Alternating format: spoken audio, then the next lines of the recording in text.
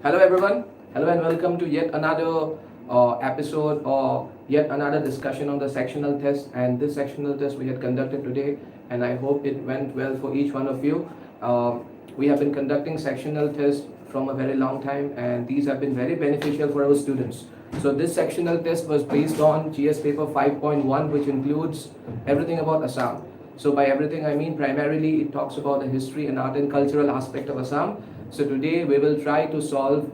So these questions were being asked in the test held earlier today. As we got a test, and we will in this particular session we will talk about 10 such important questions. Okay, 10 such important questions, and the rest of the 10 questions will be discussed in another session. So let's begin. See, this is the very first question that I am talking about. Give a brief account of the extent. Okay, give a brief account of the extent of ancient Pragjyotish Kamrup as given in the ancient Sanskrit literature. What were the 4 divisions of ancient Kamrup? 250 words. See, as far as ancient Assam, okay, when we say ancient Assam, the oldest name for Assam, or you can say the oldest known name for Assam is Pragjyotishpur. Okay, where do we get to hear of Pragjyotishpur? The epics, for example, Mahabharata talks about Pragjyotishpur. And the second oldest name for Assam is Kamrup. Now, where do we get to hear of this name Kamrup? For example, the Kalika Purana. Okay, the Kalika Purana, the Yogini Tantra. Whenever they refer to Assam, they've used the word Kamrup. So basically, this question is asking us about the borders, about the extent of ancient Assam. So let's begin. See, the boundaries of ancient Assam kept on changing. The earliest known name for Assam is Pragjyotishpur, which finds a mention in epics like Mahabharata. However, the Puranas and certain other scriptures which were composed later refer to Assam as Kamrup.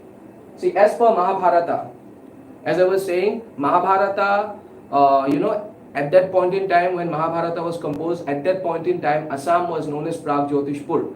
So, during that point in time, as per Mahabharata, the kingdom of Pragjyotishpur extended in the west. Okay, the western boundary of the kingdom of Pragjyotishpur was the river Karatoya, very very important river. Okay, river Karatoya is an extremely important river. Where does this river flow? Today this river flows somewhere around the Jalpaiguri district of West Bengal before flowing into the state of Bangladesh. So that is before flowing into the country of Bangladesh. So that was once upon a time the western boundary, okay, of Assam. Can you believe it? So that was once upon a time the western boundary of Assam as per Mahabharata. Okay, as per Mahabharata. And we already know from a historical point of view, even from a historical point of view, Mahabharata is considered, okay, to be an authentic source of history to a great degree. Okay, if not completely, to a great degree, it can be considered to be an authentic source of history. I'm talking about Mahabharata, and since Mahabharata is talking about this, so there is a great possibility that it must have been true.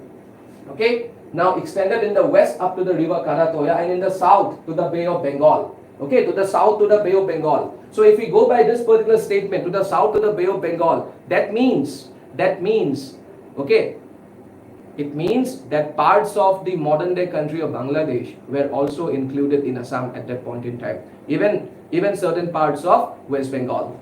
Okay, and okay, if I have to talk more about the river Karatoya was a very important river in ancient times, and it was considered to be as sacred as the river Ganga. Okay, during that time, it was considered to be as sacred as the river Ganga. I'm talking about the river Karatoya.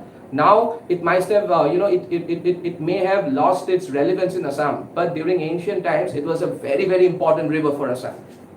Then, moving ahead, okay, according to Kalika Puran. Now, Kalika Puran was composed much later, okay, in terms of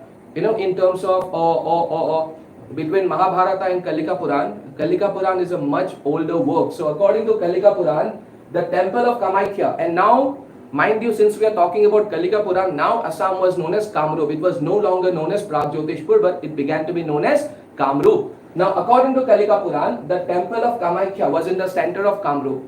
According to Kalika Puran, the temple of Kamakhya, the Kamakhya temple was right in the center. Okay, was right in the center of the kingdom of Kamrup. And the Vishnu Puran, okay, if we talk about the Vishnu Puran tells us that Kamrup covered a distance of 450 miles in all four directions. Okay, Kamrup covered a distance of 450 miles in all four directions starting from the Kamakhya temple. Just imagine how big Kamrup was. Just imagine how big Kamrup was. Okay, therefore, going by these accounts, ancient Assam included Assam, parts of Bengal, and also parts of Bhutan. Also parts of Bhutan. Just imagine. Okay, Bhutan today is a separate country. By going by these accounts, but if we go by these accounts, a significant part of Bhutan must have been a part of ancient Assam. How fascinating, right? See, then of course we can also talk about another work, that is Jogini Tantra, okay, which was composed. Jogini Tantra was composed even after Kalika Puran. And Jogini Tantra, it also gives an extensive boundary of ancient Assam. It is said to include, okay, as per Jogini Tantra, ancient Assam included the entire Brahmaputra valley. Ancient Assam included the entire Brahmaputra valley, parts of modern day Bangladesh, and maybe even Garo Hills. Garo Hills today are a part of the state of Meghalaya. Okay. Now, talking about the four divisions. Okay, talking about the four divisions. The four divisions have been talked about again by Jogini Tantra. Okay, Jogini Tantra talks about the four most important divisions of Kamrup. Kamrup, as per Jogini Tantra, was divided. Okay, it was divided into four important divisions, starting with Ratnapeeth, okay, Kamapeeth, Swarnapeeth, and Somarpeeth. See, as far as Ratnapeeth was concerned, it included the space, or it included the land between two very, very important rivers. One was Sankosh, the other was Karatoya. Okay, one was Sankosh. Karatoya, I've already given you an idea about where Karatoya flows today. As far as Sankosh is concerned, Sankosh, it originates in Bhutan. Okay, it originates in Bhutan, and Sankosh today forms the boundary. Okay, it forms the boundary between Assam and West Bengal. So that will give you an idea about the location where the Sankosh river flows. So the space between these two rivers was known as Ratnapeeth. Then Kamapeeth extended from Sankosh to Rupohi in the east. So from Sankosh to Rupohi in the east. And where did this river flow? Rupohi in and around Nagaon, in and around the modern day Nagaon district of Assam. So that that much space was known as what? That much space was known as Kamapeeth. Okay, and then the land. Okay, then from Rupohi, it extended again eastwards. Okay, it again extended eastwards, and there was this river by the name of Bhoroli, which plays a very important role, by the way, in the medieval history of Assam also. Okay, Bhoroli, or today it is known as Jia Bhoroli. It flows very close to Tejpur. Okay, it flows very close to Tejpur, and the space between Bhoroli and Rupohi was known as Swarnapeeth. And Somarpeeth included the stretch of eastern Assam from Bhoroli to Dikrang. Okay, Dikrang is a river which today flows somewhere around Narayanpur of Lakhimpur district. So from Jia Bhoroli, which flows very close to Tejpur, till all the way till the Narayanpur. Okay, till the Narayanpur of the district of Lakhimpur, the entire stretch of land was known as Somarpeeth. Okay. Now, let's talk about the next question. Narrate the story of the origin of the name Kamrup. How did it come to be called Assam in modern times? 250 words. See, very, very interesting. Very, very interesting. See, Gopatha Brahmana. Okay, Gopatha Brahmana, it's the Brahmana of Atharva Ved. Okay, it's the Brahmana of Atharva Ved. So, it's the Brahmana of Atharva Ved. See, each of the four Vedas has got its own Brahmana. And Gopatha Brahmana is the Brahmana of Atharva Ved. So it tells us the story of the origin of the name Kamrup. Okay, it tells us the story of the origin of the name Kamrup, or the place where Kamadeva got another form, or the place where Kamadeva got a new form. Okay, basically it is Gopatha Brahmana which tells us about this particular story. Now, what is that story? Okay, that story, it's a very, very famous story. Most of you might be knowing this story. So I will again repeat this story. Okay, so it so happened that Lord Daksh, it so happened that King Daksh, who was the father, okay, King Daksh was the father of Goddess Parvati, and Goddess Parvati, as we all know, was the wife of Lord Shiva. It so happened that King Daksh, or Daksh Raja, he organized a massive religious function. Okay, he was organizing this massive religious function, and he invited all the great personalities of those times, he invited all the gods, but he did not invite his son-in-law, that is Lord Shiva. So anyway, Goddess Parvati took permission from her husband, that is Lord Shiva, and came to attend that particular religious function. But it gave her a lot of pain. It gave her a tremendous amount of pain to see that only her husband was not invited. She took it as a deep insult. Okay, she took it as an insult, and out of vexation or out of deep grief, she died then and there. So when she passed away at that very site, at that very sacrificial site, okay, then and when Lord Shiva came to know about it, okay, he was overtaken by grief. Lord Shiva was overtaken by grief, and he started, okay, he was overtaken by grief, and he started wandering around. Okay, he started wandering around the entire world by carrying the body, okay, by carrying the body of Goddess Parvati on his shoulder. So that was what? That was his way of doing penance. Okay, that was his way of doing penance. Now, as we all know, he also started doing the famous dance of death, or what we call the Tandav dance. Okay, dance of death, or what we call the Tandav dance. So when he started that dance of death, so it in a way threatened. Okay, it in a way threatened the the very survival of this earth. So I mean, if we continued the dance of death, this earth or this world would not have survived. So it was at this point, okay, it was at this point that Lord Vishnu intervened. It was at this point that Lord Vishnu intervened with his discus, okay, a Sudarshan Chakra. And with the help of his discus or Sudarshan Chakra, he was able to cut the body, okay, he was able to cut the body of Goddess Parvati, I mean the dead body of his wife. Okay, he was able to cut the dead body of his wife into multiple pieces, and wherever those pieces fell, each of those places came to be known as a Shakti Peeth, a very revered site. That's a separate story. But even after that incident, Lord Shiva carried on. He continued his penance. Now this further alarmed the other gods. Okay, this further alarmed the other gods because they somehow had to stop Lord Shiva from continuing this dance of death and penance. Then at that point in time, they gave this responsibility to Kamadev to pacify the anger of Lord Shiva, to make him fall in love again. And so Kamadev, who is known as the god of love in Hinduism, he went, and Kamadev is famous for using, arrows of flowers which make people and which can make anyone fall in love. So with the help of those devices, Kamadev was indeed, okay, he was indeed able to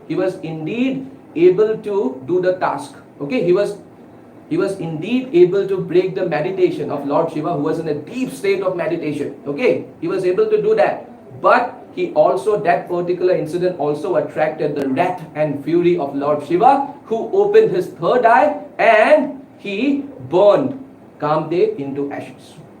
Okay, later upon the intervention of the wife of Kamadev was brought back to his original form, and the place where that incident is believed to have happened came to be known as Kamrup. This particular story has been narrated beautifully in Gopatha Brahmana. Okay, that's the story I was talking about.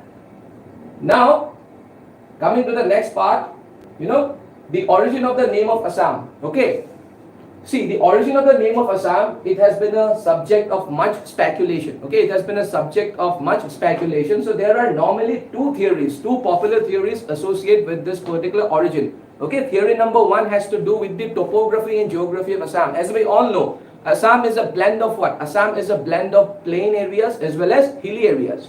So it is believed that this topography or this geographical condition of Assam is what originated the term called Homan or Asama.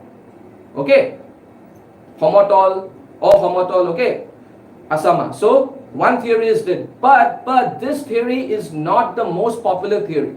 Okay, this theory is not. So what does theory number one say? Theory number one tries to establish that the name Assam has been derived from what? The name Assam has been derived from the topography or the uneven nature the uneven nature of the topography of Assam.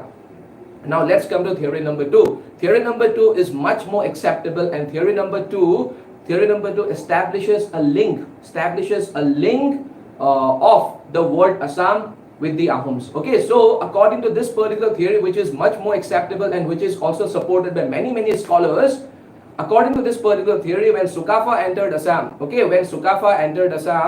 around 1228 CE, now what was one unique character of Sukafa? He did not treat the locals of Assam, he did not treat the local tribes of Assam as he did not consider them inferior in any regard. He treated them as equals.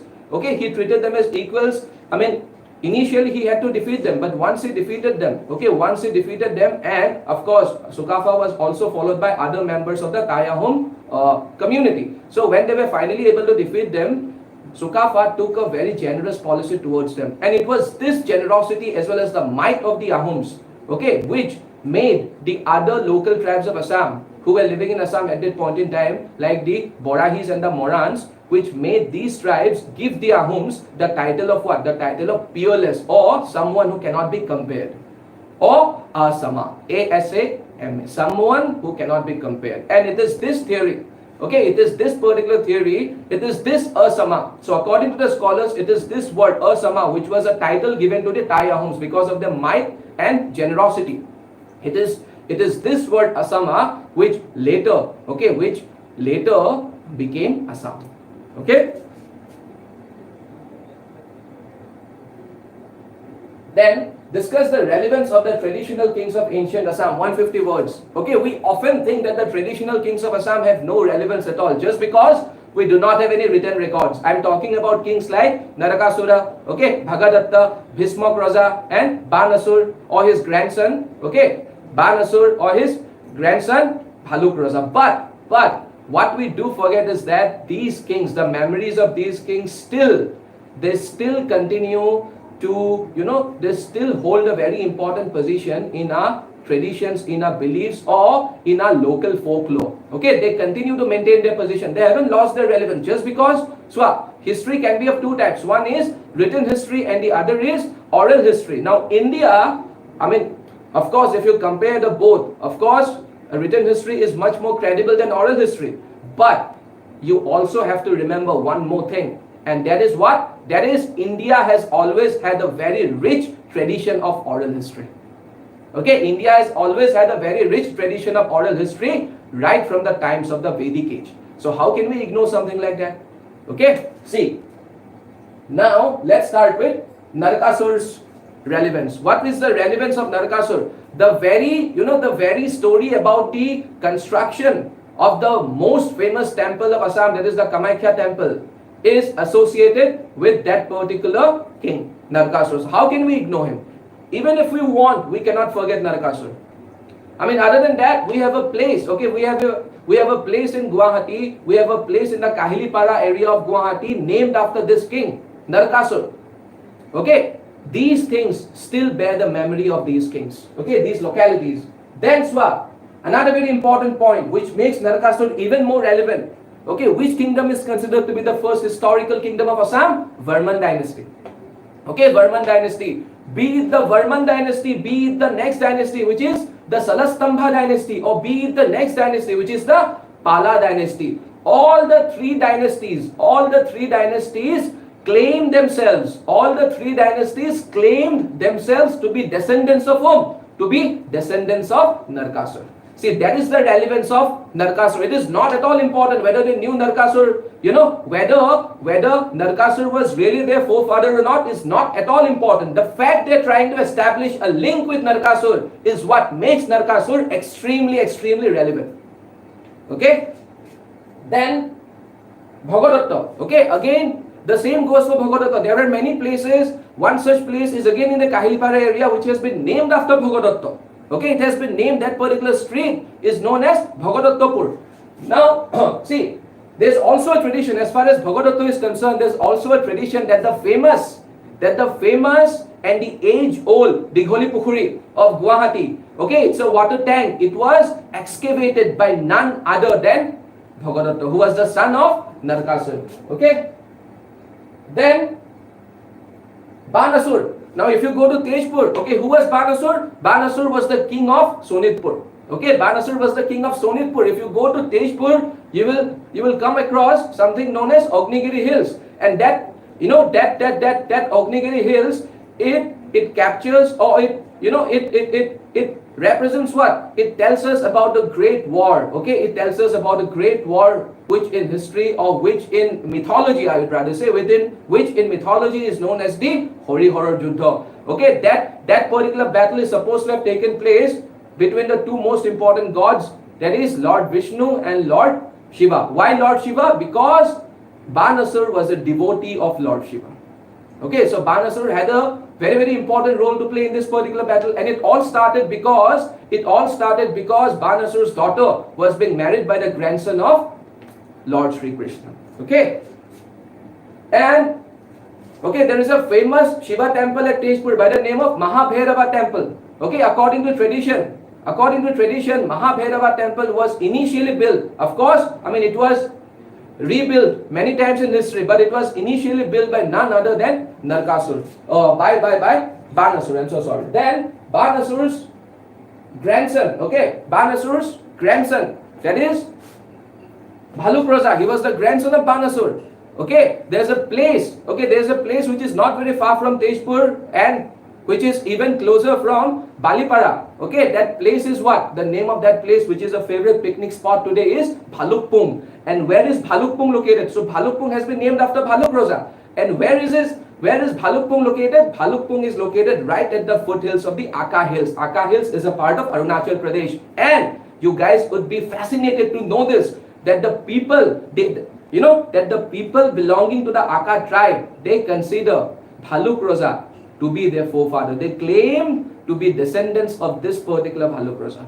That is the relevance of Bhaluk Raja. Okay, one more very, very important traditional king is Bhismak Raja. Okay, we all know that Bhismak Raja has been further immortalized by the famous drama of Mahapurush Srimanta Shankardev, Rukmini Haran. So Bhaluk Raja was the father of Rukmini, and it was in order to marry Rukmini that Lord Sri Krishna even came to Hodhia. Okay, we all know about it. Another very important point which you guys need to know about Bhismak Raja is the fact that the Sutiya people, or the Sutiya community, okay, the Sutiya community consider they are the ones who traced their descent from Bhismak Raja. See, so the Sutiya community is keeping the memories of Bhismak Raja still alive. Okay, the famous drama of Mahapurush Srimanta Shankardev, Rukmini Haran.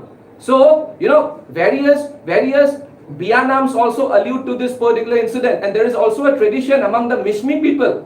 Okay, there's also a belief among the Mishmi people, and they also often make references to this particular incident when Rukmini was being taken away by Lord Sri Krishna, and later she was married to him. See, now give an account of the reign of Kumar Bhaskar Varman with special emphasis on human son. Okay, we all know about Kumar Bhaskar Varman. He was the greatest king. He is considered to be the greatest king of the Varman dynasty, which is the first political dynasty of Assam, which is the first historical dynasty of Assam. Why the first? Because we have got written references. Okay, we have got and we have discovered certain inscriptions. Okay, we have discovered certain copper plate land grants in which things are being written about this particular dynasty. Okay,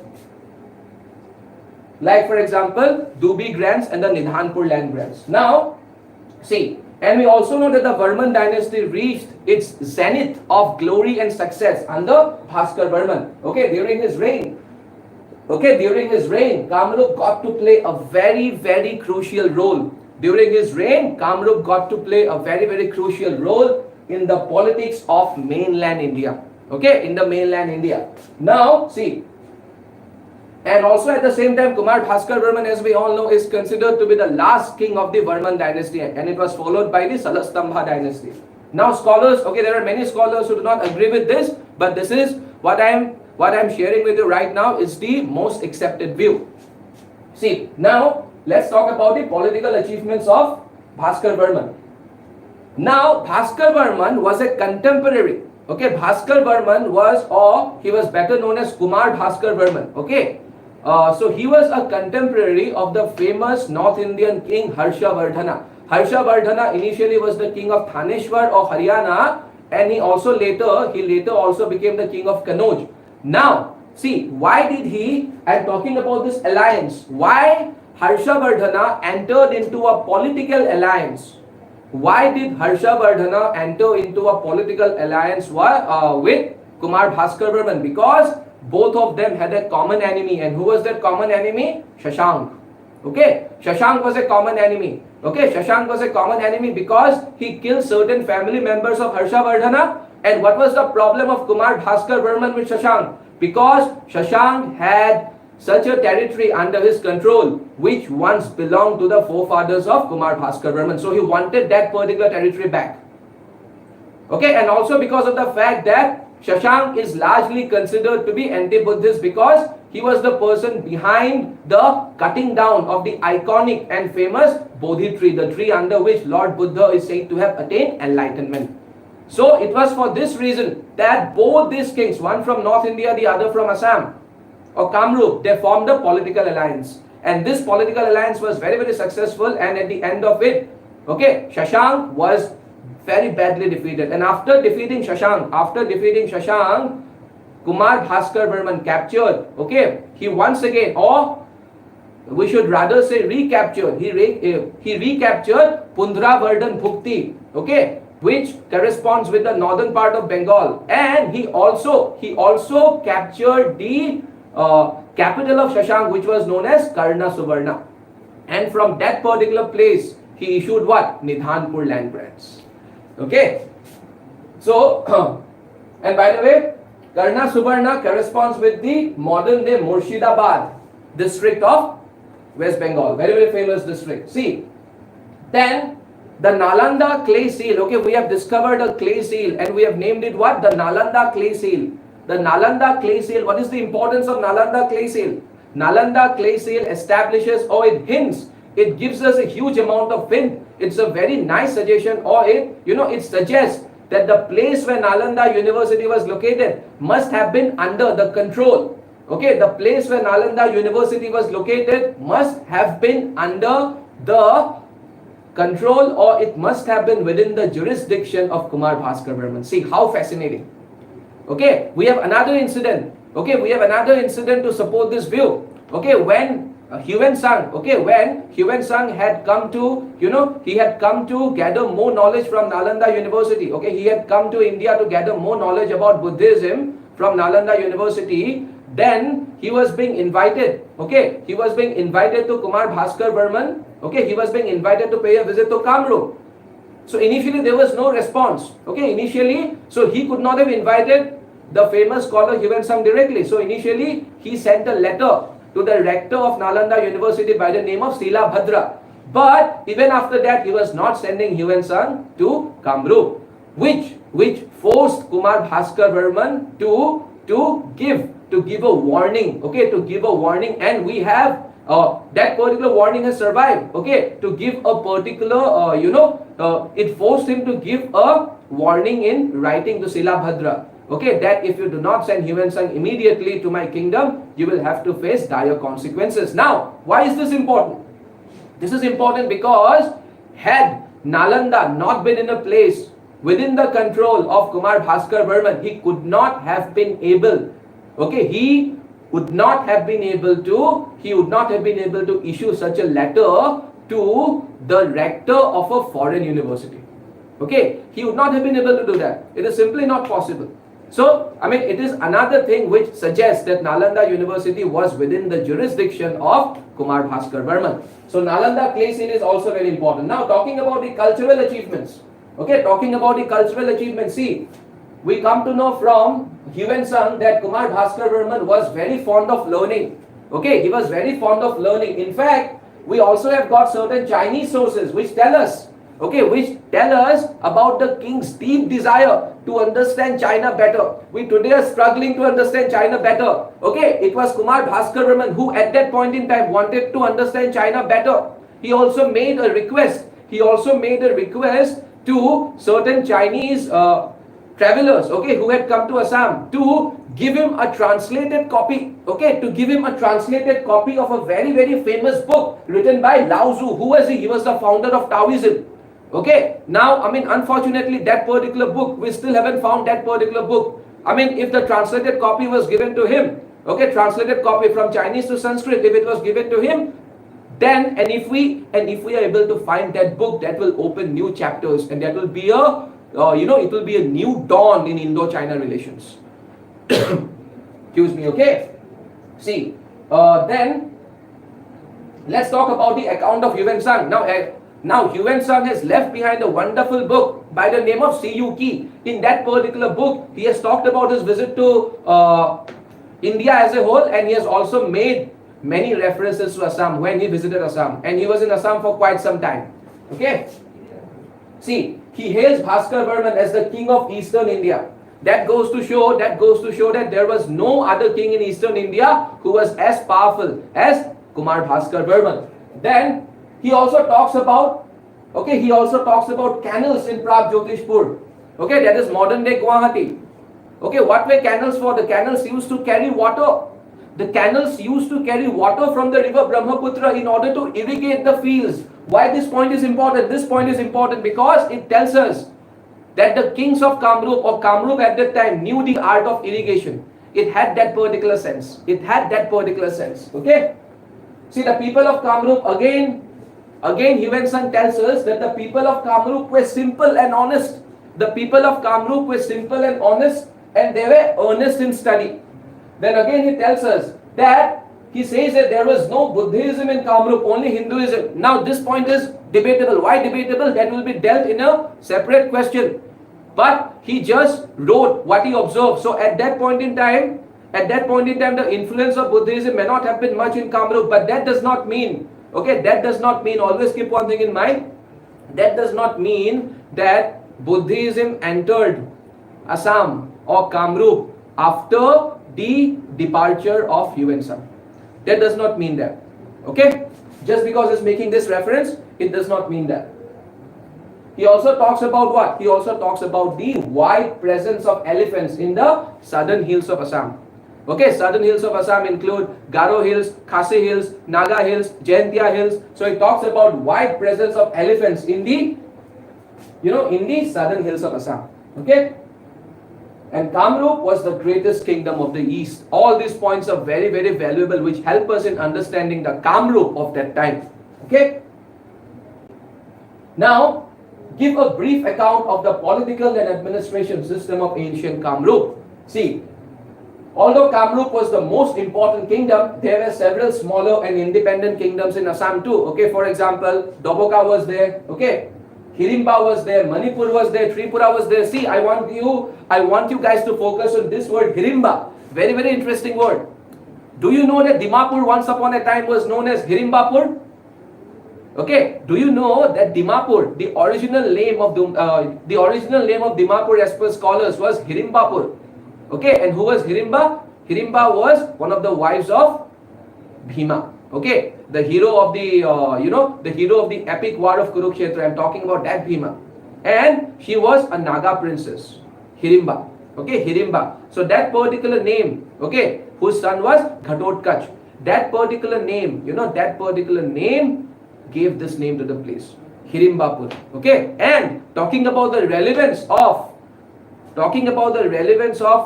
Hirimba, let me also tell you that the Kosari community, they trace their descent from Hirimba. They consider themselves to be descendants of Hirimba. That is the relevance of Hirimba. Okay, so Hirimba here means what? Modern day Dimapur, Manipur, Tripura, they were all independent and separate kingdoms, but small kingdoms. But in, with due course of time, whenever there was a powerful Kamrup king, okay, on certain occasions, all these independent kingdoms, or most of these independent kingdoms, got absorbed. Okay, they got absorbed into the Kamrup kingdom. Whenever the king of Kamrup was very, very powerful. Okay, so let's talk about the political system. Okay, as we all know, the monarchical system of government was there. Okay, king was the ultimate authority. Law and order was maintained as per Hindu scriptures or Dharma Shastras. Okay, we all know that. Then Primogeniture was mostly followed with occasional exceptions. What is the meaning of primogeniture? Primogeniture is that particular system where the eldest son, okay, the eldest son becomes the next king after his father, after his father comes down from the throne. Okay, that system is known as what? Primogeniture, where the eldest son succeeds, his father. So generally, primogeniture was followed. But on certain occasions, the younger sons, based on merit, if they had the caliber, they were also made kings. See, divine kingship theory, very, very important. What is the meaning of this? That mostly the kings of Kamrup, they establish, or they try to establish a relationship. Or they try to give out this particular message that we have been chosen by God, or that we are the representatives of God. So we have been chosen by God. Their theory is known as what? Divine kingship theory. Okay, for example, Narkasur. Okay, if we talk about Narkasur, he himself declared himself. Okay, he himself said that he was the son of Lord Vishnu. Okay, he was the son of Lord Vishnu. Then there were many kings who used the title Parmeshwara Parama Bhattarakka. Okay, see, the word Parmeshwara means what? God. So they're trying to establish a relationship with God. Okay, they're trying to give out this message that we have been selected, we have been chosen by God. And remember, this divine kingship theory, it paid very well for the kings, because generally what happens is, if you give out a message like this, that I have been chosen by God himself, then people whom you are ruling, they do not tend to question or challenge your authority. So that's a very well thought of, it's a very well thought of strategy. So then there are also, we have also found references, that there was a well organized network of spies. Okay, there was a well organized network of spies. Surangsua. Then, though there were courts at the central and provincial level, okay, we also hear about courts at the central and the provincial level, but the ultimate authority, who was the supreme judge? The king was the supreme judge. Then, talking about administration, although the king was an autocrat, but he at times, or he generally consulted matters with his Mantri Parishad, or which can be compared with the modern day council of ministers. Okay, taxes. Okay, we also hear about taxes such as land tax, duties on sales and purchases, and income tax. Okay, we also get to know that, as far as the Brahmottaras, what were Brahmottaras? The lands which were granted to Brahmins. Okay, for example, Pundravardhan Bhukti. Okay, that was a land which was initially granted to the Brahmins, and later, which was again recaptured by Kumar Bhaskar Varman. It was recaptured by Kumar Bhaskar Varman, who again donated that land to Brahmins. Okay, 33 Brahmin families. So these lands were known as Brahmottara, and no taxes were imposed on these lands, which were granted to the Brahmins. Okay, then Bhukti. Now if we talk about the manner in which lands were divided, okay, Bhukti was the biggest unit of administration. For example, Pundravardhan Bhukti. Okay, and Bhuktis were generally under the control of whom? Princes or governors, you can say. Then we also hear about Vishayas. Vishayas meant what? Districts, and they were under the control of Vishayapatis, okay, which can be compared with modern day deputy commissioners, okay, DC. Okay, there were many towns or puras also. For example, Pragjyotishpur, Harupeshwara. Okay, Harupeshwara was the capital of the Salastambha dynasty. Okay, Harupeshwara comes from the word Hetukasulin. Who was Hetukasulin? Hetukasulin was the traditional god. Okay, Hetukasulin was the traditional god of those people who formed the Salastambha dynasty. It was their traditional god. And Hetukasulin, a bit later, he came to be worshipped as Lord Shiva himself. So then Durjaya. Okay, Durjaya means what? Durjaya, Durjaya was the capital. Okay, Durjaya, people say that it meant Guwahati. Durjaya meant the southern Guwahati. The Guwahati where we are standing right now, it meant that part. And Durjaya was the capital under the Palas. And of course, Kamrup Nagar. Okay, what do you mean by Kamrup Nagar? As per scholars, Kamrup Nagar refers to modern day North Guwahati. When was Kamrup Nagar the capital of Kamrup? Kamrup Nagar was the capital of Kamrup, let's say during the time of kings like, okay, let's say during the time of kings like Raja Prithu and King Sandhya. Who was Raja Prithu? Raja Prithu was the one who defeated Bakhtiyar Khilji. Okay. Then we also hear of what? We also hear of village panchayats. Okay, we also hear of village panchayats. Now, see, discuss the social, economic and religious condition of the people of ancient Kamrup. 250 words. See, let's talk about the society at first. Of course, there was the presence of caste system. Okay, caste system was there, but it was not at all strict in Assam. It was not followed in a very rigid manner. Unlike in many other parts of India, in Assam, caste system, it could not penetrate too deep. That's also because Assam still has a significant population of Assam has a significant population of, or Assam has a significant tribal population. That could be another reason. See, so untouchability was completely absent. Why? Because caste system was not followed in a very rigid manner. So untouchability, so there was no question of untouchability. Okay. Rice was, we also know that rice was the staple food of the people, and it still continues to be the staple food of the people of Assam. Okay, rice. See, as salt was scarce, okay, we know that Assam, it never had abundant amount of salt. Okay, salt and Assam had a very bad relationship. So, because at this point in time also salt was scarce. Okay, we were facing scarcity of salt. We were facing acute scarcity of salt. So, in place of salt, people of that time were using what? Khar. Okay, khar. As we all know, khar is a dish. Okay, khar is an Assamese dish. It's an Assamese cuisine. It's very tasty, by the way. See, then payok or rice pudding was also popular, and payok still is popular. Okay, payok still is popular. See, consumption of betel nut or tamul pan. Okay, this thing, according to scholars, consumption of tamul pan was introduced in Assam by the Khasi people, and according to scholars and historians, Khasi people, they belong to a particular race by the name of what? Austroasiatics, and Assam was under their control before a long time. Okay, so these, this tradition of consuming tamul pan, okay, it is said to have been introduced in Assam by the Khasi people. And if you go to Meghalaya, you will see that every other Khasi man or woman, he or she consumes a lot of tamul pan. Okay, they call it kwai.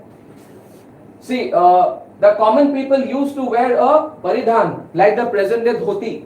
Okay, use of perfumes was prevalent. See, they were very modern. They were also using, both men and women were using perfumes. Okay, both men and women were using perfumes. So we cannot consider ourselves modern and those people backward. They were equally modern in their own way. See, the women used to wear mekhela, and in many villages of Assam, they still continue to wear mekhela. See, economy. So, like I said before, art of irrigation was known, and this has also been testified by Hiuen Sang himself. That the people of Kamrup at that point in time, they knew how irrigation works, they knew the benefits of irrigation. Besides paddy, okay, besides paddy or rice cultivation, mango, jackfruit, coconut and various vegetables were grown in Assam. Okay, ivory and textile industries of ancient Assam were very famous. The Muga and Eri silks of Assam were world famous. Okay, the Muga and Eri silks, they still are world famous, but they were very famous during this time also. Okay, these are various silks. Okay, these are various silks Assam is world famous for. Then gold washing industry flourished in Assam. Okay, what is this gold washing industry? There were many rivers, mostly in Upper Assam, which used to carry gold particles. And extracting, and most of these gold particles were embedded with the sand, and it was an art. Okay, the art was to separate the gold particles from the sand. Okay, so it was an art. It was not everyone's cup of tea. Not everyone could do this. Only particular people were engaged in this, and according to scholars, the community who knew this art of gold washing was the Kosari community. Okay, it was the Kosari community who were experts in this particular field. Then as per the inscription of Ratnapal, okay, who is a Pala king, he also talks about a copper mine in Kamrup. He also talks about a copper mine in Kamrup. Then if we talk about religion, okay, if we talk about religion, Lord Shiva and Shakti were worshipped. So, so we can also say that Shaivism and Shaktiism were two of the most ancient beliefs, or were two of the most ancient belief systems in Assam. Okay, and especially the time period that we are talking about, okay, especially the time period that we are talking about, it was during this time period that they were also worshipped. Okay, and if we talk about, see, Assam has my apologies, see, Assam has long been a center of Sakta form of worship.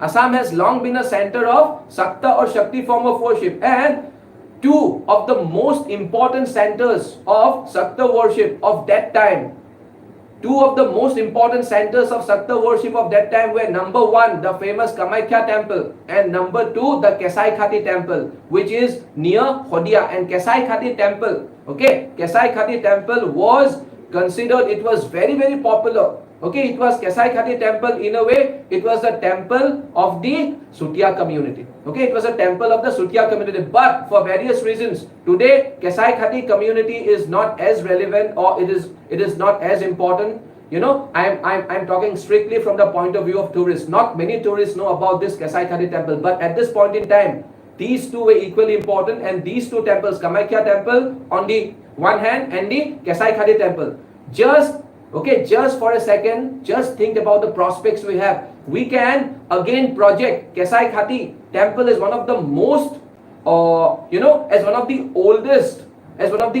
centers of Sakta worship of Assam.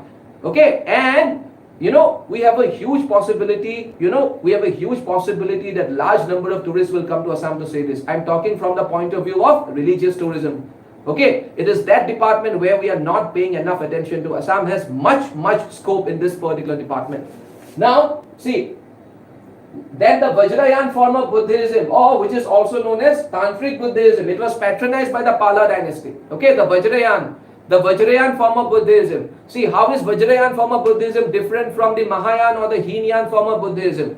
Vajrayana form of Buddhism, it stands on two pillars, basically, two main pillars, two broad pillars, and they are, number one, mantra, the other is tantra. Okay, mantra means what? Magical utterances of words, and tantra means magical practices. Okay, this is the most fundamental point of difference between Vajrayana Buddhism and the other forms of Buddhism, like Hinayan form of Buddhism and the Mahayana form of Buddhism. Okay. Now, and this Vajrayana form of Buddhism was patronized by the Pala dynasty of Kamrup. I'm not talking about the Pala dynasty of Bengal, which also, by the way, patronized the Vajrayana form of Buddhism. And the Pala dynasty of Kamrup also patronized the Vajrayana form of Buddhism. Now see, this is another very important question. What were the economic consequences of the partition of India for Assam? What were the economic consequences of the partition of India for Assam? 150 words. See, as we all know, partition of India was, it was one of the darkest phases of Indian history. It still continues to haunt us. But what we normally think is that Assam was not at all affected by partition. Okay, what we normally think is that the only two areas which were affected by partition were Punjab and Bengal, because Pakistan was carved out of these two provinces. Okay, Pakistan was carved out of these two British provinces. So yes, Assam did not see any violence. The kind of violence that was being witnessed, the kind of meaningless and senseless violence in the name of religion that was being witnessed in Punjab and Bengal. Okay, such kind of violence did not happen in Assam, but that does not mean that Assam was not affected by partition. That does not mean Assam was not affected by partition. Assam was affected economically by partition. Let's see how. Okay. See, Assam's economy was affected in the following ways. Number one, loss of the Chittagong port. Okay, Chittagong port was one of the busiest ports of India before India was partitioned. And what happened after? What happened after partition? Chittagong became a part of East Pakistan, which today is Bangladesh, which later became Bangladesh in 1971. Okay, after the Bangladesh liberation war. So that's a different thing. But now, okay, the time we are talking about now, it is what? It is the East Pakistan. So because Chittagong became a part of East Pakistan, so what was our loss? We lost out on the port of Chittagong. Okay, how did it affect Assam's economy? Because Assam was world famous for what? Tea plantation.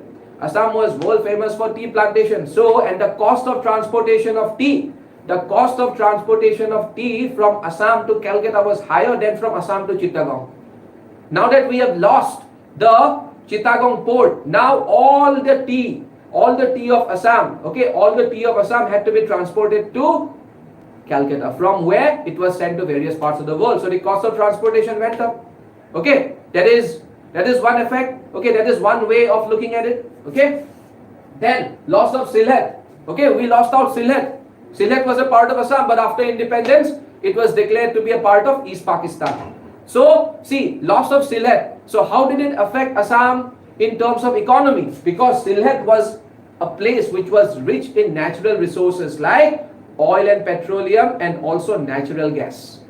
Okay, also natural gas. It also, Sylhet, okay, Sylhet also had a huge scope for religious tourism, because in Sylhet, okay, in Sylhet there is located a famous, mazar of a very popular Sufi shrine. So we lost out on that angle also.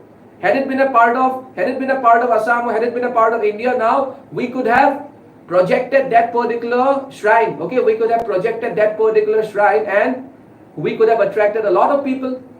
Okay, that would have brought a lot of money to Assam. Okay, think like that. Okay, think like that. Assam ended up getting connected. See, this is one of the most adverse impacts. This is one of the most adverse impacts of partition on Assam. Earlier, Assam was connected to mainland India.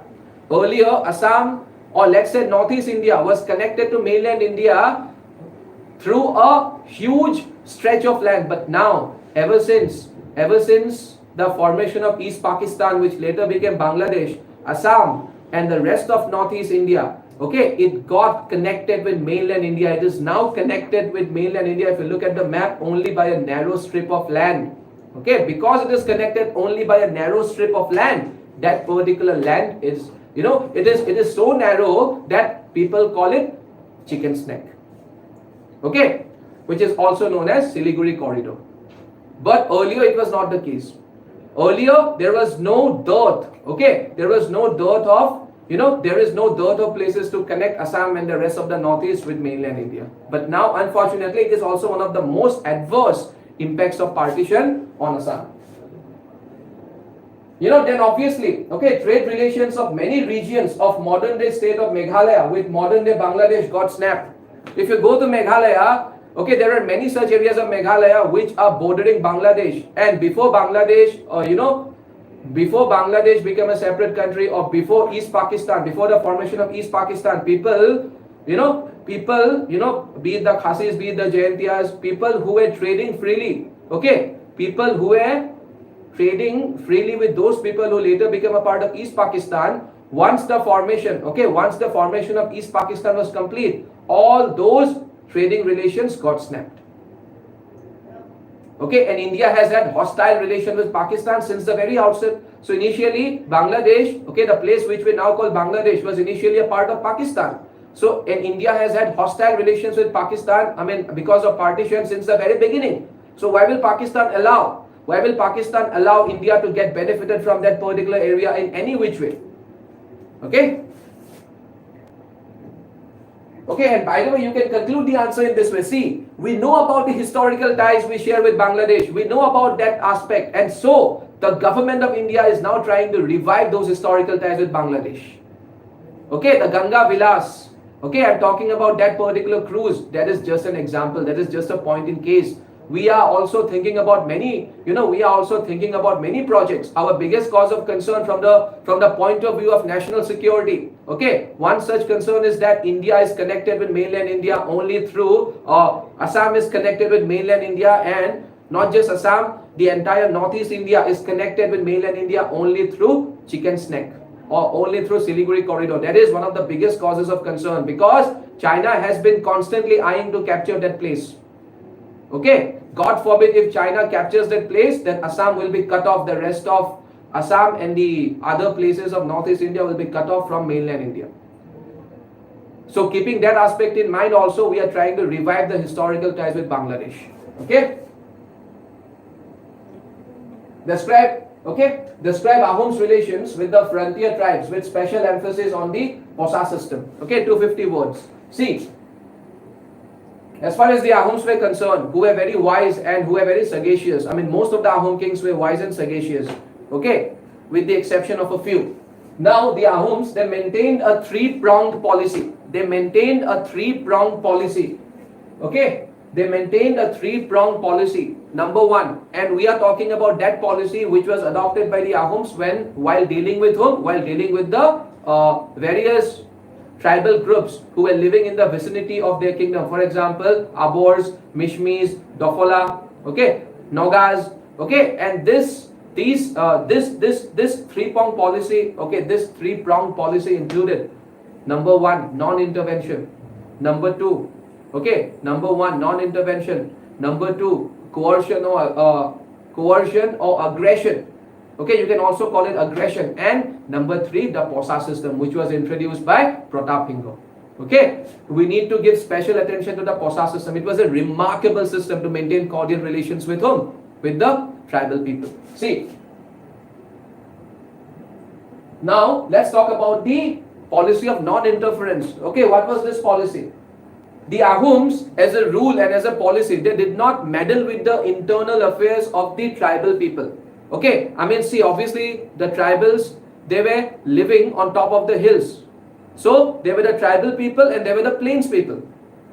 Okay, they were the tribal people and they were the plains people. So just keep that thing in mind. So they did not interfere with the affairs of the tribal people who were living down, who were living on top of the hills. They did not, okay, they did not also take their lands. Even when they could, the Ahom kings did not take their lands. They wanted to maintain peaceful relations with the various tribes. Okay, they wanted to maintain peaceful relations with the various tribes. So they did not try to, interfere in the way of living. Okay, tribals, as we know, have their own way of living. Okay, they are very close to nature, so the Ahoms, they did not try to interfere in that. But things were going to change under British rule, which is why we get to hear of massive protests. Okay, like for example, the Santhal revolt. Okay, the Munda revolt of 1900. Okay, all these were happening because the Britishers were trying to interfere with the age-old way of living of the tribals, which the Ahoms never did. Okay, that is the greatness of the Ahoms. See, then coercion, of course. Okay, of course. So certain tribes, or from time to time, see, the tribal people were also facing a problem. Because since they were living on top of the hills, and hills cannot be fertile, so they had to come down on certain occasions. And raid. Okay, they used to raid the villages, which were lying in the plain areas or which were located down the hill. So they often used to conduct raids. Okay, so they often used to conduct raids on those villages. And those villages were largely inhabited by people who were subjects of the Ahom king. So it gave a lot of tension to the Ahom king. So whenever these incidents happen, so then of course the Ahoms, they wanted to teach them a lesson from time to time. But that does not mean that they had a lot of animosity for the tribals. They did not want to interfere. But when there was no other option, so coercion was also used. Okay, toughness was also used at times. But the most important thing and it is considered to be a master stroke was the Posa system, which was introduced by Pratap Hingo and which proved successful in achieving the desired objective. Now, what was this Posa system? Like I said a short while ago, that the people living on top of the hills or the tribal people, okay, they used to conduct occasional raids whenever they used to face scarcity of food. Okay, whenever they used to face scarcity of food, they used to raid the fields lying in the plains. Okay, and they used to go back. So these occasional raids gave a lot of problem to the plains. Okay, these occasional raids gave a lot of problem and tension to the people of the plains who were subjects of the Ahom king. So Pratap Hingo, in order to find a permanent solution to this problem, Pratap Hingo came up with a solution. And he came up with a solution. That solution came to be known as POSA system, under which in very simple words, okay, under which in very simple words, all the villages, okay, all the villages which were lying down those hills, okay, all the villages which were located down those hills, okay, all the villages, I'm talking about the plain people, all the villages which were located down the hills on top of which the tribal people used to reside. So the people living down those hills were asked to pay a certain amount of money in the form of taxation to the various tribes. Okay, suppose for example, if we are talking about the Dafala tribe. So let's say Dafala tribe was living on top of a hill. So the villages which were located down that particular hill had to pay a certain amount of money in the form of taxation to the Dafala people or to the Dafala tribe. Okay, what did it do? It enswa. Okay, they had to pay a sum of money in the form of taxation to the Dafala people, and for that much amount of money, okay, that much amount of money which they were now paying to the Dafala people were being deducted from the amount of money that they were supposed to pay to the Ahom king. So let's say for example, if they were supposed to pay rupees 100 to the Ahom king in the form of taxation, so and now they are paying rupees 20 to the Dafala people or to the Dafala tribe in the form of taxation. So now that they will pay to the Ahom king, they will not pay rupees 100, but they will deduct that rupees 20 from 100. That was also allowed by, so now they will pay rupees 80. Okay, that was also allowed by Pratap Hingo. And this was largely done by Pratap Hingo to maintain cordial relations, to prevent, okay, or to avoid those occasional raids.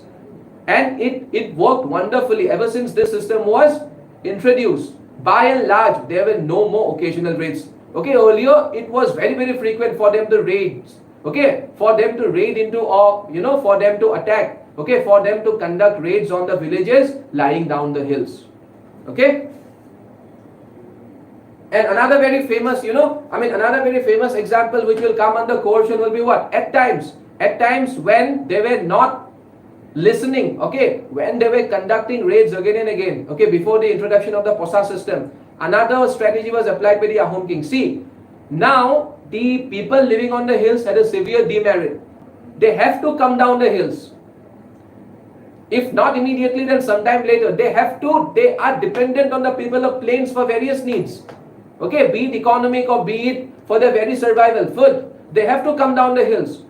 So whenever they did not used to listen to the Ahom king, and whenever they did not correct their ways of troubling the people of the plains, so on certain occasions the Ahom king also used to block, okay, on certain occasions what we today call an economic blockade. Okay, what we today call an economic blockade. So some kind of economic blockade was also done by Ahom king to teach them a lesson.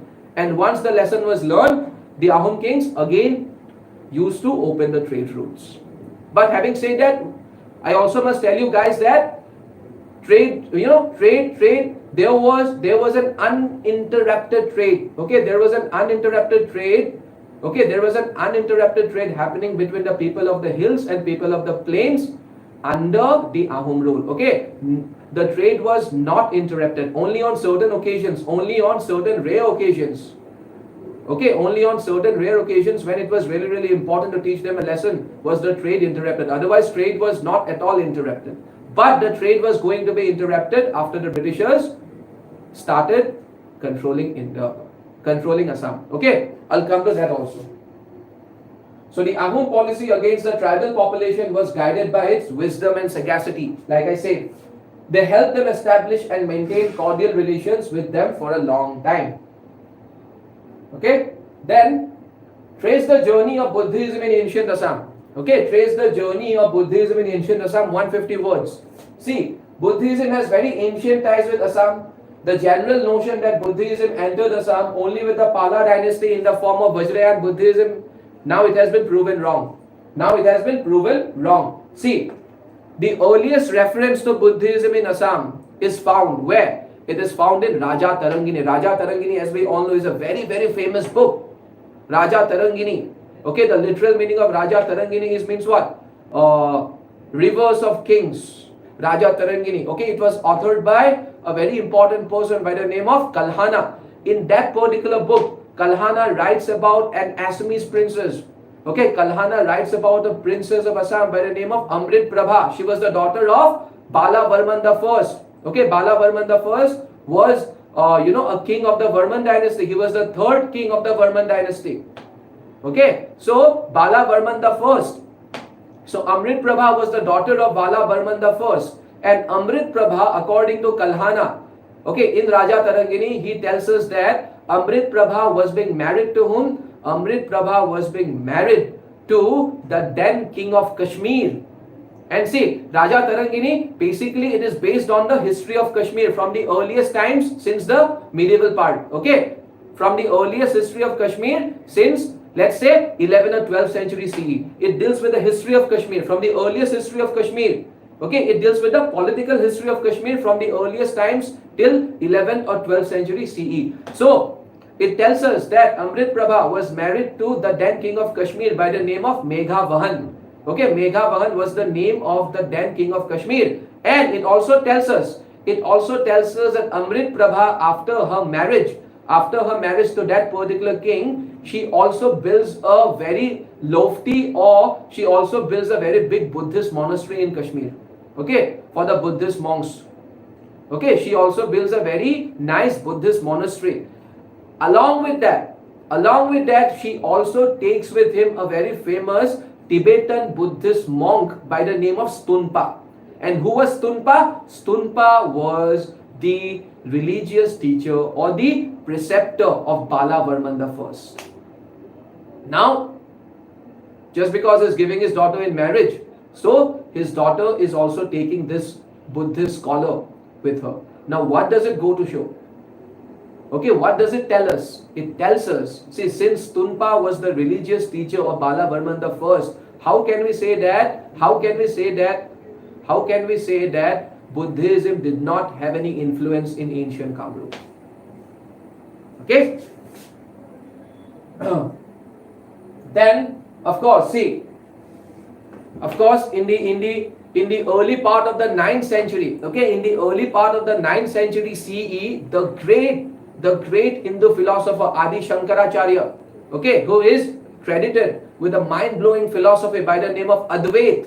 Okay, he is credited with the mind-blowing philosophy by the name of Advait, which means what? Non-dualism. That the only reality is Brahma. The only reality is Brahma, and God, or the creator, and us, that is the creation. Creator and creation is not different from each other. They are one and the same.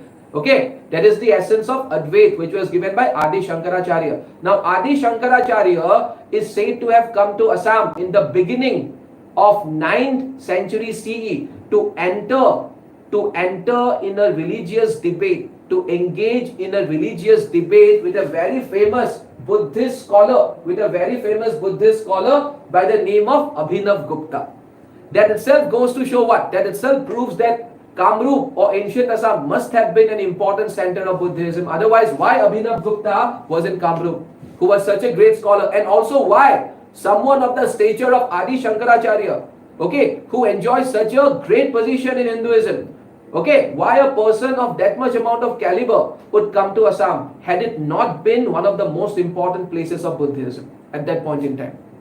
Okay, then there is also belief, okay, I hope you guys will find this point very interesting. There is also a belief in Tibetan Buddhism. Okay, a lot of people who follow the Tibetan form of Buddhism, they believe that Lord Buddha attained Mahaparinibbana. Okay, they believe that Lord Buddha attained Mahaparinibbana near the Hayagriva Madhav temple, which is in Haju. Okay, because of that, Hayagriva Madhav temple of Haju is not only important for the Hindu people, but it is also considered to be extremely sacred for the followers of the Tibetan form of Buddhism. Okay. Then of course, like we spoke earlier, the Vajrayana form of Buddhism. Okay, the Vajrayana form of Buddhism was then patronized in Assam by whom? By the Pala kings from around the end of the 10th century CE. Okay. We know that the Palas came to power by around the 10th century CE. By around 990 CE, they came to power. And after coming to power, they started patronizing the Vajrayana form of Buddhism, the meaning of which has already been shared with you in this particular video. Therefore, Assam's relationship with Buddhism goes a long way. Okay, it goes a long way. We have written records as well as long held traditions to support this view. Then, describe the effects of the British rule in Assam, 250 words. See, we all know that the Treaty of Yandabu paved the way. Okay, we all know that the Treaty of Yandabu of 1826, it paved the way for the British annexation of Assam. First, Lower Assam was annexed, then Upper Assam was also annexed. So finally, the entire Brahmaputra Valley and then the Kachar Valley also came under the control of the British. Now, after that, they began to consolidate their rule. After that, they began to consolidate their rule here. And Assam remained under their control, as we all know, till the time until India achieved the independence. Now, see, let's start with the evil consequences of British rule. See, British rule in Assam had both positive as well as negative effects. Now, let's first talk about the negative effects. They started taxing the farmers heavily. They started imposing heavy taxes on farmers that made the lives of the peasants extremely hard. Okay, due to which we hear about so many peasant revolts. Okay, in different parts of India as well as in Assam. Okay. See, death of the ancient cottage industries of Assam. Okay, the ancient cottage industries of Assam, who had been in the business for such a long time. Okay, who had been in the business for such a long time were completely eliminated. Where they were kicked out of this trade. How? Because the British goods flooded the markets of Assam. Okay, this is known as deindustrialization. Okay, similarly, it also affected the domestic industries which were there in other parts of India. So it affected the domestic industries which were in Assam also. Okay, which were in Assam also. Then, of course, this is one of the most devastating impacts of the British rule in Assam. Okay, introduction of inner line regulation of 1873. See, now you need to understand this. Okay, now you need to understand this inner line regulation of 1873. Now, like I said before, okay, the people of the hills and the people of the plains, okay, they were having uninterrupted intercourse since generations, since a long time. They were having cordial relations in terms of trade. Okay, there was nothing that was able to interrupt this. Under the Ahums also, there was uninterrupted intercourse happening between the people of the hills and people of the plains. But now things were going to change. And how did the Britishers change this? By introducing a nefarious thing, by introducing an evil thing by the name of Inner Line Regulation of 1873. Now see, I mean, of course, we also have to acknowledge the fact that the tribal people also have to protect their own customs. Okay, it is very important for them to protect their own customs, their own language, and their own beliefs. But they had a different agenda behind this. Okay, the British policy has always been the policy of divide and rule. By introducing, okay, now let's understand what was this policy. Now we all know about the inner line regulation. Okay, for example, in order to go to Arunachal, okay, even today, you need to have an inner line permit or regulation. Only then you are being allowed. So, talking about 1873 onwards, what was happening is the British subjects, that is us, the Indians, were not allowed to enter the hilly areas. We were not allowed to enter the tribal areas without official permission or without the necessary permission. And what did it eventually do? The communication between both the places got snapped. Okay, the communication which was going on since a long time. Okay, since a long time, since time immemorial, it suddenly got snapped. Okay, which communication I'm talking about? The communication between the people of the plains and people of the hills that got snapped all of a sudden. And it eventually led to the development of a lack of trust, which continues to haunt us till today. Earlier, there was no lack of trust. We all were the same. Okay, they had the tribal people, the people living on the hills had full faith in us. Okay, we also used to trust them blindly. So this, the lack of trust, okay, or mistrust between the people of the plains and people of the hills that we talk about today, it was the brainchild of this inner line regulation which was introduced by the British in 1873. Okay, think about it, think about it. See, then, of course, there was always a brighter side of the British rule. Now let's talk about the brighter side.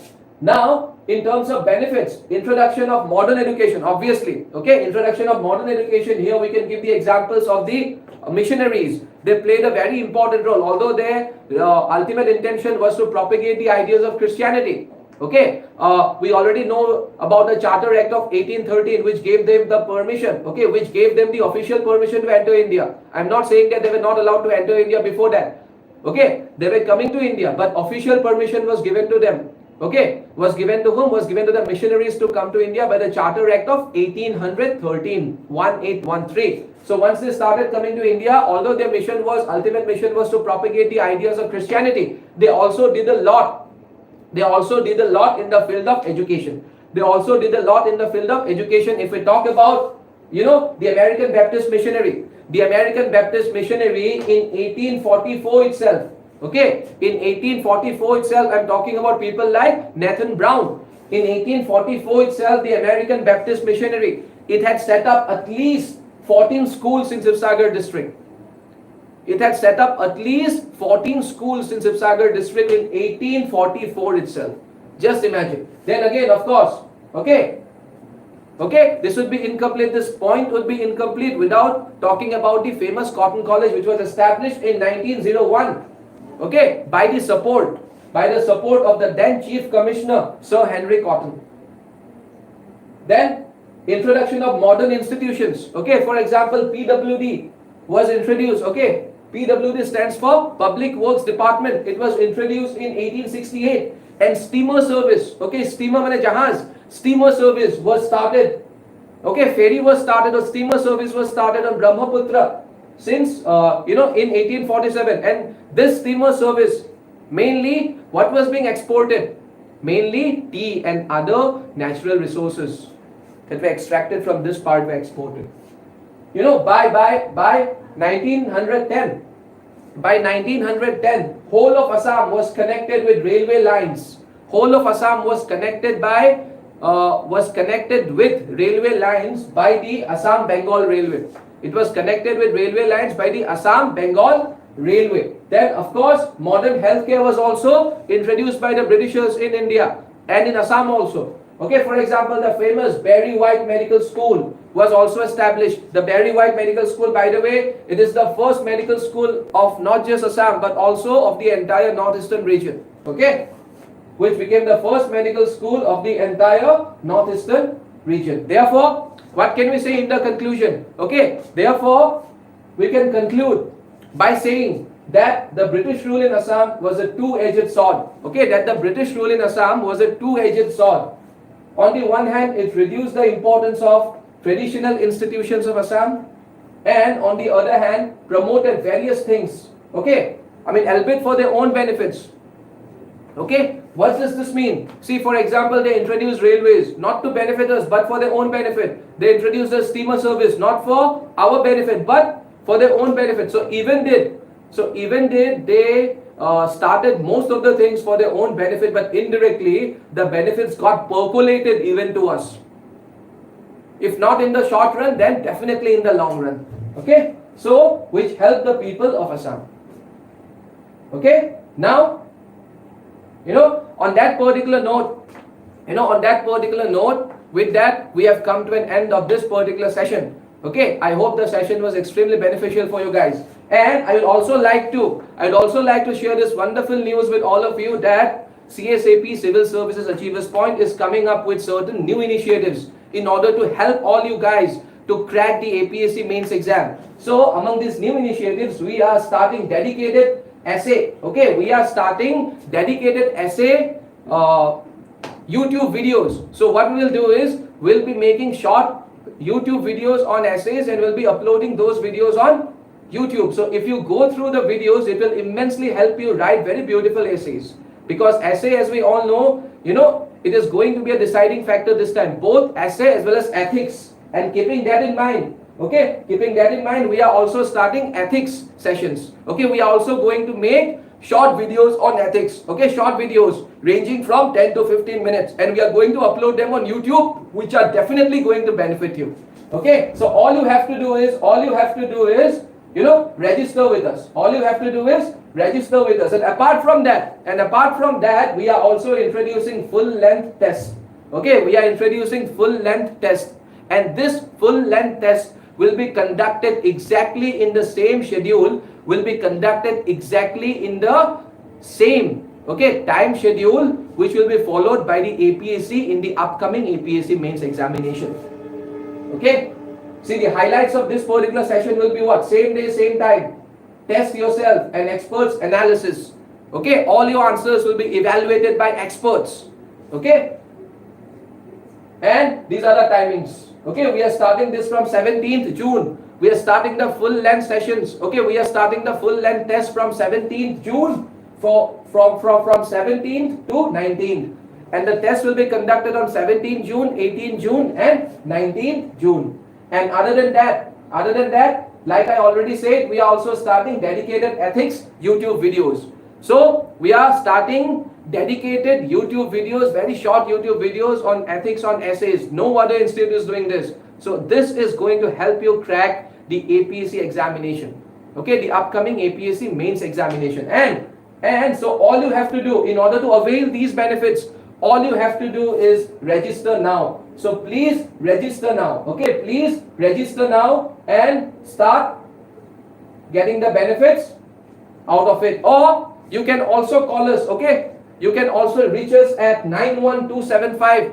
Okay, you can also reach us at 91275 15541. Having said that, on that note, I am ending today's session. Thank you so much.